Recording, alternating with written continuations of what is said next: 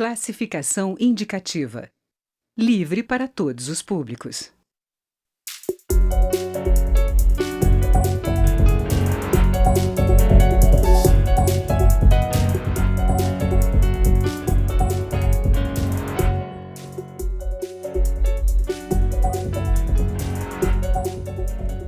As previsões para a economia brasileira em 2017 são otimistas para alguns setores.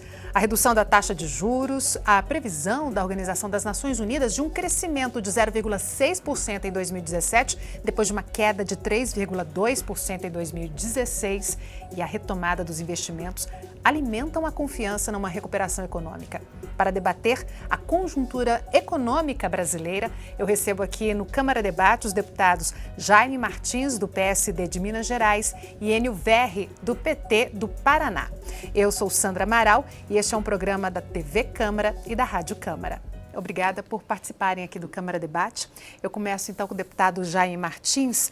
Deputado, eu gostaria de saber se o senhor concorda com essa retomada. Alguns setores, como o próprio governo e o setor financeiro, têm essa expectativa de crescimento, de retomada do crescimento em 2017 ainda. Qual é a sua expectativa? Olha, eu não tenho esse otimismo tão grande.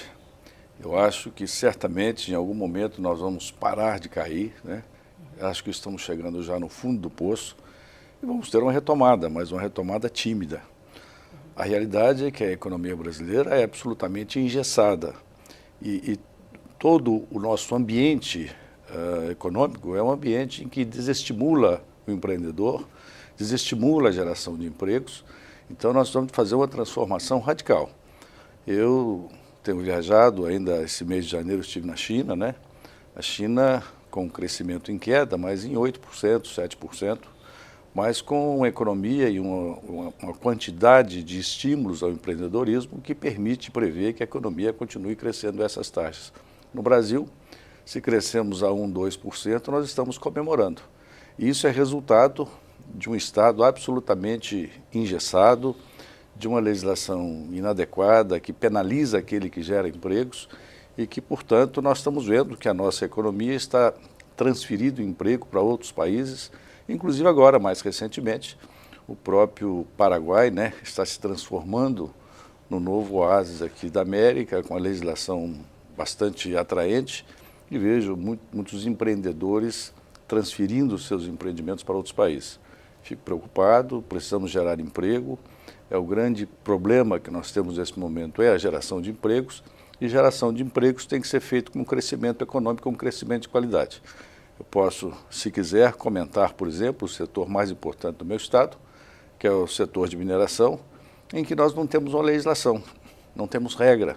Então, perdemos empreendedores internacionais que vieram com capitais para investir na nossa mineração, mas por falta de um regramento claro, nós não temos regras nem boas e nem regras ruins, nós não temos regras. Nós estamos mudando a legislação, o marco regulatório do setor mineral, há uma década, e não conseguimos produzir o mínimo de segurança para aqueles que querem investir.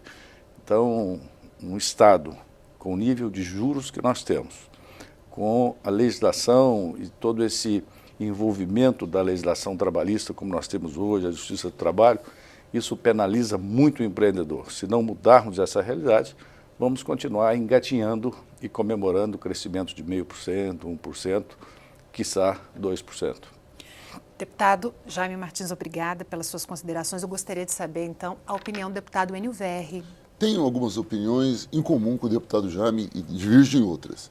Na verdade, eu não acredito de maneira nenhuma no rápido crescimento da economia para esse ano. Os dados da economia não apontam para isso. O principal jornal de economia de rede nacional hoje, o jornal impresso, ele colocava o seguinte: a inflação caiu. Ora, mas a inflação caiu em cima de uma recessão. A inflação caiu porque a empresa não produz mais, porque o pequeno negócio não vende, porque o agronegócio não se sente motivado. Ora, você tem uma queda da inflação com recessão, com aumento do desemprego, não é motivo de comemoração e nem aponta para o desenvolvimento e o crescimento da economia. Se nós pegarmos, por exemplo, os projetos enviados para a Câmara dos Deputados nesses últimos 6 meses, pós o golpe do Temer, o que nós temos concretamente? Não vem um projeto de lei que motive, por exemplo, o setor produtivo a investir mais. Você não vê nenhum projeto de lei para que o setor industrial, mesmo o grande setor industrial, sinta-se motivado a investir mais. Então, concretamente, o que nós temos estão acontecendo projetos, o presidente Temer tem feito movimentos na economia para agradar o setor financeiro. Mas o setor financeiro é apenas uma parte do mercado. O mercado que, de fato, gera emprego, que produz, que é a mineração, que é o agronegócio, que é a indústria, que é a pequena e média empresa que é o que mais emprega no país, não recebeu nenhuma notícia que possa torná-lo mais feliz a ponto de tirar o seu dinheiro do mercado financeiro e investir. Hoje a taxa de juros é muito alta. O anúncio de que a taxa de juros pode cair. Claro, com a recessão, né, vai cair mesmo, porque ninguém vai procurar obter recursos junto ao mercado financeiro porque não tem onde investir. Então nós estamos hoje engessados, onde não há uma política macroeconômica que incentive de fato o setor financeiro. A divergência que eu tenho, ela se trata apenas de um ponto, deputado, que não será tirando direitos de trabalhadores que nós vamos conseguir fazer a economia recuperar-se. Acho que falta marco legal em vários setores, concordo plenamente. Temos que rediscutir, por exemplo, a inadimplência, ela é gigantesca. Nós temos isenção para vários setores da economia que não deveriam existir, que não incentivam, porque são isenção para setores que já têm o monopólio da economia, enquanto os pequenos produtores não têm vantagens. Então nós temos uma injustiça muito grande. Na minha opinião, a principal reforma que falta no Brasil, que temos um debate atualmente na Câmara, inclusive sendo dirigido por um deputado do PSDB que eu respeito muito, que é o deputado Raul, discutindo a reforma tributária. Me parece que a essência, a mãe de todas as reformas, para que possamos repensar a economia do Brasil e olhar para o longo prazo, passa para tirar isenções para setores que não precisam, criar políticas macroeconômicas que gerem desenvolvimento e, principalmente, uma reforma tributária mais justa, que possa privilegiar, de fato, e tributar a renda e não o consumo. Hoje, a política tributária brasileira, e não é dos últimos 5, 10, não, os 516 anos que nós temos, é uma política tributária recessiva e que não incentiva o consumo. Consequentemente, dificilmente teremos crescimento e, muito melhor, não teremos desenvolvimento econômico. Deputado Enio Verri, obrigada pelas suas informações. Eu queria saber do deputado Jaime Martins que muitas das transformações econômicas passam aqui pelo Congresso Nacional e tem vários projetos de lei e várias reformas, como a citada aqui pelo deputado Enio Verri, que é a reforma tributária. Mas essa reforma tributária, ela está há muitos anos aqui no Congresso Nacional e nunca se conseguiu votar uma reforma tributária. Os presidentes da República que passaram pelo Palácio do Planalto conseguiram aprovar pequenos pacotes, pequenas mudanças, mas nunca uma grande reforma. Como aprovar essa reforma, deputado Jaime Martins? Olha, os gargalos para o crescimento econômico são basicamente 3. O primeiro, a infraestrutura. Nós temos um país que, quer a gente queira, quer não, nós ainda somos produtores de produtos primários. Como o Cabral, quando chegou aqui, que nós produzimos o pau-brasil. Hoje nós produzimos o agronegócio, a soja, o minério de ferro, que são os grandes itens da nossa pauta de negócio, pauta internacional. E para esses negócios, para um país de extensão territorial como o Brasil, nós precisamos da infraestrutura de transporte adequada para ter custos de chegar no mercado exterior competitivo. Temos dentro da porteira uma alta tecnologia, uma boa condição de produção, uma competitividade elevada, mas quando saímos para transportar os nossos produtos, nós não somos competitivos. Nós não temos ferrovia. E olha que esse é o ramo que eu entendo relativamente bem, porque esse projeto ferroviário que está aí sendo levado adiante foi traçado por mim, mas não tem sido muito lento, não tem andado na velocidade que precisávamos. Nós precisamos de portos, nós precisamos de rodovias para transportar a nossa produção e sermos competitivos. Esse é um grande gargalo. O segundo gargalo é a taxa de juros. A nossa taxa de juros é um escárnio. Nenhum empreendedor europeu, americano, de qualquer outro país, consegue compreender como é que se convive com as taxas de juros que existem no Brasil. E cada ministro que assume diz que tem que combater a inflação elevando juros.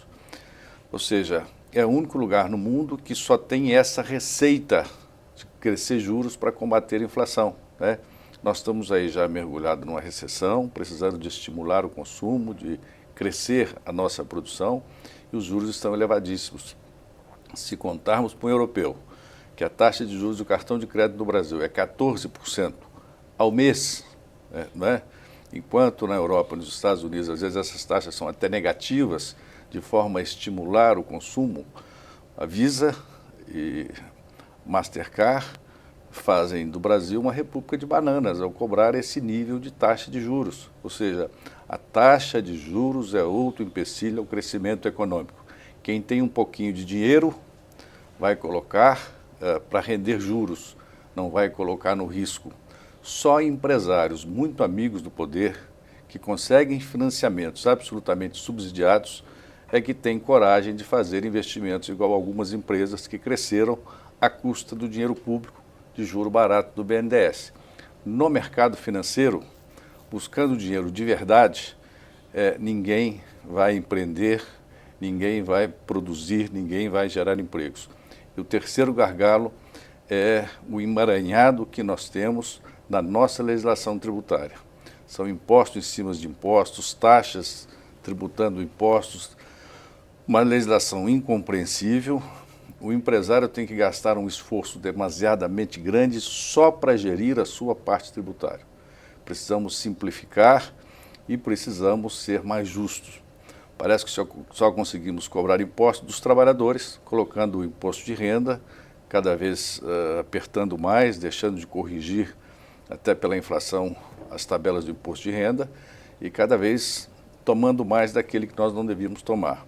A nossa legislação tributária é absolutamente injusta e também é algo que faz com que o nosso ambiente de negócios seja tão perverso e tão hostil ao empreendedor. Então, esses três pilares são três pilares fundamentais e nós aqui na Câmara não temos tido competência para chegarmos a uma votação que seja adequada para o país.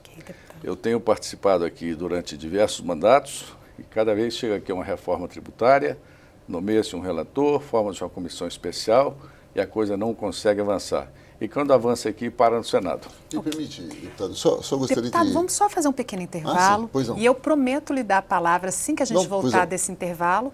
E quero ouvi-lo sobre a reforma tributária e também ouvir os dois deputados sobre as outras reformas necessárias para a retomada da economia. Só um minutinho. O Câmara Debate vai fazer esse rápido intervalo e volta dentro de instantes. Nós estamos ouvindo os deputados Jaime Martins, do PSD de Minas Gerais, e Enio Verri, do PT do Paraná.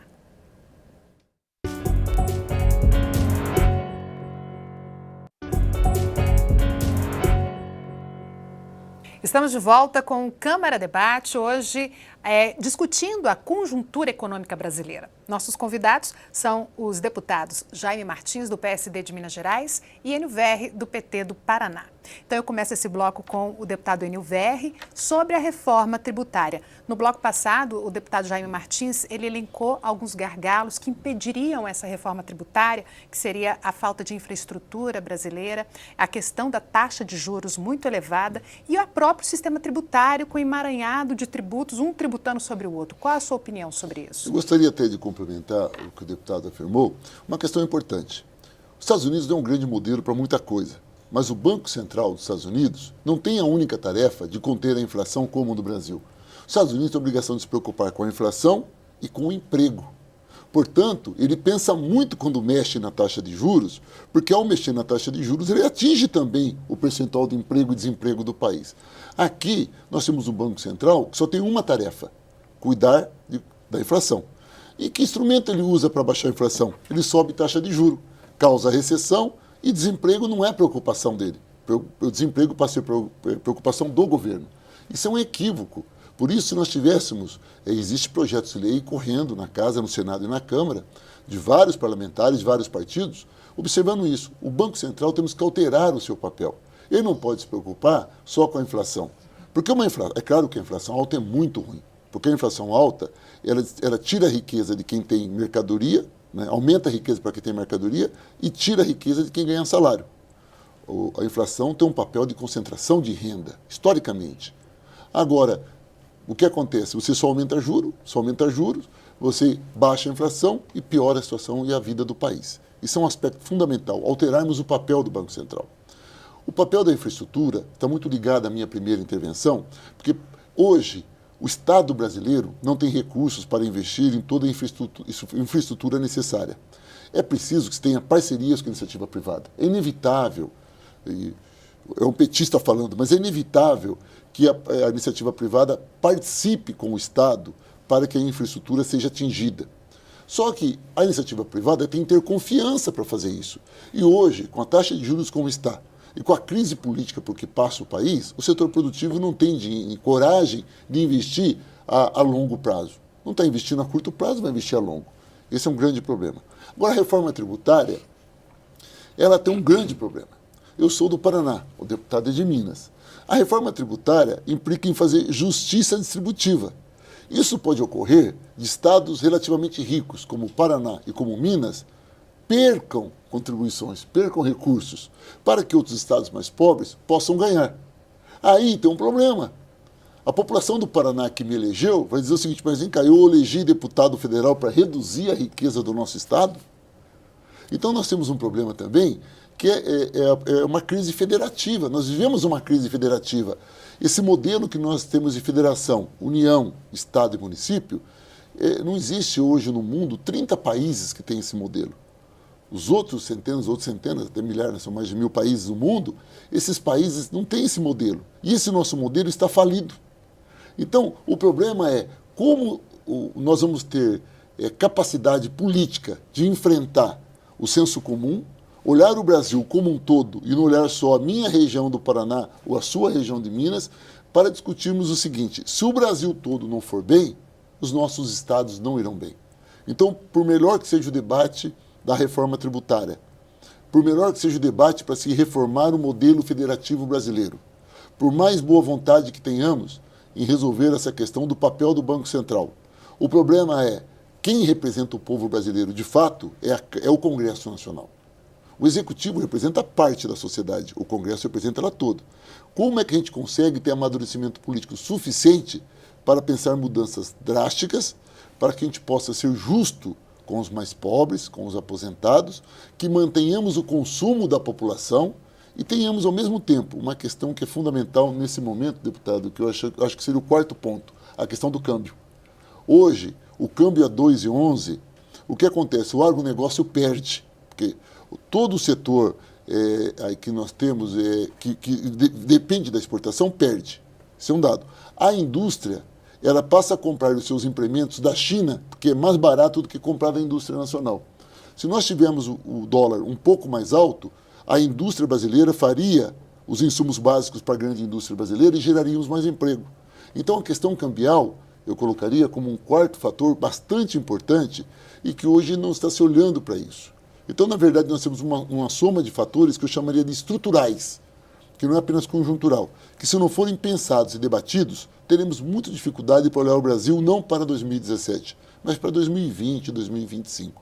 Essa é a essência do problema que temos e o desafio que temos na Câmara e no Senado. E a reforma tributária, a questão da infraestrutura, são só alguns projetos, né, que estão aqui na Câmara. Há outros projetos, como a reforma trabalhista, mas eu acho que o deputado Jaime Martins quer comentar aqui a fala do deputado Enio Veg. De fato, o câmbio está um pouco aquém daquilo que a economia brasileira desejaria, sobretudo os setores produtivos, não é? Mas eu sou a favor do câmbio livre, eu acho que esse é um ponto que não se deve mexer. O câmbio deve ser livre para evitar problemas graves no futuro. A reforma tributária, eu sempre ouço o seguinte, ela é unanimidade. Todos querem a reforma tributária. Só que quando você conversa com o governo federal, ele tem uma reforma, a reforma que concentre mais recursos no governo federal. Quando você conversa com os governadores, eles também querem uma reforma tributária. Como? Querem uma reforma que concentre recursos nos estados. Quando você conversa com os prefeitos, eles estão loucos por uma reforma tributária, que tire a concentração de recursos do governo federal e distribua com os municípios. Quando você conversa com os empresários, eles querem uma reforma tributária. Eles querem uma reforma tributária que desonere a produção, que lhes permita produzir mais e produzir mais barato. Quando você conversa com os consumidores, eles também querem uma reforma tributária que permita desonerar os produtos e ter um consumo mais barato.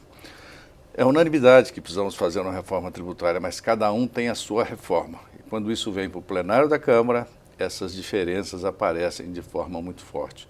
o governador liga dizendo que não pode mudar daquele jeito, o ministro liga dizendo que não pode alterar, não pode perder receita, que é muito arriscado, porque tem aposentadoria para pagar, e assim vai, e nós ficamos aqui nessa discussão inócua, como um cachorro correndo atrás do rabo, né? E não conseguimos chegar. Mas temos também outros assuntos muito importantes em relação ao crescimento econômico. O Estado. Nós estamos parando o Estado por causa das questões ambientais. Nós não conseguimos licenças ambientais. O excesso de legislação, em função do excesso da presença do Estado, tem colocado essas dificuldades dessas licenças ambientais. Então, às vezes, um empreendedor demora 10 anos para retirar a licença. Como é que alguém pode, de sã consciência, tentar fazer um empreendimento de mineração, de siderurgia, sendo que vai gastar tanto tempo para obter a sua licença? O ambiente econômico mudou, o mercado mudou, a tecnologia mudou em 10 anos. Então, se nós não conseguirmos um regramento mais claro em relação a essas licenças ambientais, nós também vamos parar o Brasil. Nós não estamos concedendo novas licenças para novos empreendimentos, e aqueles empreendimentos antigos que precisam de renovar a sua licença a cada 5, a cada 10 anos, estão parando porque não estão conseguindo renovar as suas licenças. Esse também é um grave problema. Inclusive, as licenças ambientais têm paralisado até mesmo as obras públicas. Tenho recebido de prefeitos reclamações de prefeitos que passam um mandato de 4 anos tentando tirar uma licença ambiental de empreendimentos para saneamento básico, que vão melhorar o meio ambiente, de empreendimentos, às vezes, de estradas que serão feitas apenas melhoradas, as estradas no mesmo leito onde elas já estão, né? O simples fato de fazer uma reforma, uma pequena ampliação, esbarra no licenciamento eterno. Então, se nós não conseguimos também desatar esse nó, não adianta criar uma série de estímulos, porque eles não poderão ser executados em função da legislação ambiental. Ok, deputado Jair Martins, eu queria então saber do deputado Enio Verri que tem a reforma tributária, tem a questão ambiental, tem a questão da infraestrutura, mas também tem a reforma trabalhista e a reforma da Previdência, que alguns setores da economia dizem que é necessário para o país voltar a crescer. O senhor concorda? Não concordo. Eu não concordo, até eu estou vindo há pouco de um seminário com um professor da Unicamp, mais técnicos aqui da casa, mostrando o seguinte, nós temos basicamente 2 problemas. Se nós temos um modelo macroeconômico que gera desenvolvimento, se nós destravamos alguns gargalos, como já citados aqui e debatidos, e a economia volta a crescer, nós não teremos problema nisso. O debate vem da reforma da Previdência, reforma trabalhista, do empresário, quando ele não vende, não tem lucro. Aí ele precisa reduzir de alguma maneira. Se você tem um modelo econômico que gera desenvolvimento, que tem taxa de juros mais justas, que motiva o micro e pequeno empresário a produzir, se você não tem entraves burocráticos, claro que eu não sou a favor da liberação total, não acredito que o deputado tenha dito isso também, a questão ambiental. Temos que ter regras. Claro que não. Claro que não. Exatamente. Eu sou ambientalista. Eu preciso de ter regras para que a coisa funcione num prazo razoável. Para coisa antes. Nesse Vamos cenário... esperar 1 mês, 2 meses. Agora 10 anos. Veja bem, os Estados Unidos mudou a sua matriz energética por causa da agilidade em que se permite operar. Os Estados Unidos está substituindo o petróleo, já conseguiu o seu equilíbrio energético com o chamado shale gas, um gás de uma nova tecnologia que surgiu, que é extraído em solo, né? Por quê? Porque lá como o solo e o subsolo pertencem ao superficiário, ao dono do terreno, e como as licenças ambientais são concedidas em 24 horas, ou seja, um país como os Estados Unidos, cheio de regras, né?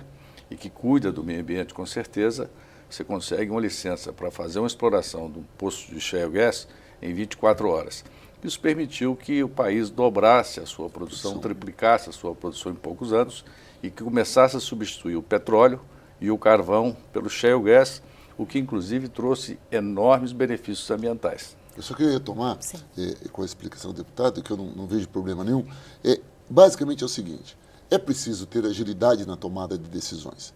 Agora, é preciso criar um ambiente, e o ambiente para o empresário, né, passa simplesmente de ter acesso ao BNDES com taxas de juros civilizadas, passa a você motivar a economia para que o empresário acredite que vale a pena investir e tire seu dinheiro do banco e aplique no setor produtivo, passa você a pensar menos na especulação financeira e muito mais na criação de produção, que é a economia real, não é aquela economia fictícia da especulação financeira. Isso andando, você não precisa de maneira nenhuma ficar preocupado em tirar direitos. Até porque, ao tirar direitos, você está tirando também o poder de consumo dos trabalhadores. Ao, por exemplo, você mexer na Previdência e aquela pessoa que antes tinha direito, o agricultor familiar, que antes aos 65 anos ele e a esposa podia ter acesso a um salário mínimo, transferir agora para 70 anos para receber um salário que não será mais o mínimo, que não terá mais a mesma correção, você está, primeiro, tornando essa pessoa um indigente, concorda? E segundo, você está tirando dele, na lógica do mercado, o poder de comprar. Se não existe consumo, como que a economia se desenvolve? Então nós temos ao mesmo tempo uma preocupação que é típica de crise.